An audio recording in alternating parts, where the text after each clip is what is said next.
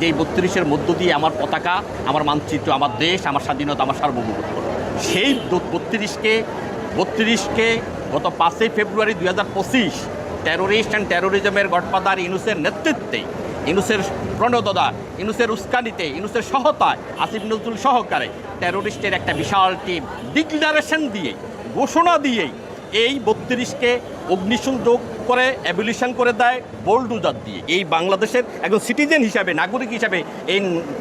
উনি আদালতের কাছে ন্যায় বিচারের সাথে ধানমন্ডি 32-এর বিচার প্রার্থনা করেছেন। সেই বিচারের জন্য Yunus and others, Yunus 1 number, Asif Nazrul 2 number,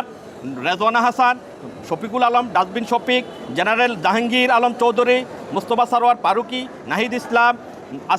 Asif Mahmud, Sajib Bhuiyan, Mahfuz Alam, Akhter Hossain, Hasnat Abdullah, Hannan Masud, Saddis Alam,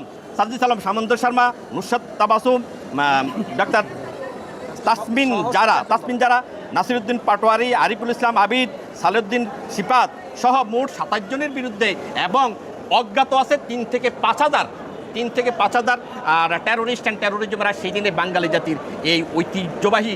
32কে demolition করে দিয়েছে, ধ্বংস করে দিয়েছে, ইভেকশন করে দিয়েছে। সেটার জন্যই বাদী আজকে ন্যায় বিচারের সাথে বাংলাদেশের প্যানেল কোর্টে, এবং বিস্ফোরক দ্রব্য যেহেতু বিস্ফোরক ব্যবহার করছে সেখানে বিস্ফোরক আইনে এবং সন্ত্রাস বিরোধী আইনে এই মামলাটি বিজ্ঞ আদালতে আনয়ন করা হয়েছে। সেই বাদী উপস্থিতে বিজ্ঞ আদালত সন্তুষ্ট হয়ে বাদীর কগনিজেন্স নিয়েই 200 ধারা কগনিজেন্স নেওয়ার পরে আদালত আদেশ দেবেন মর্মে পরবর্তীতে নথি পর্যালোচনা আদেশ দেবেন বলবে আমাদেরকে অবগত করেছেন। ধন্যবাদ।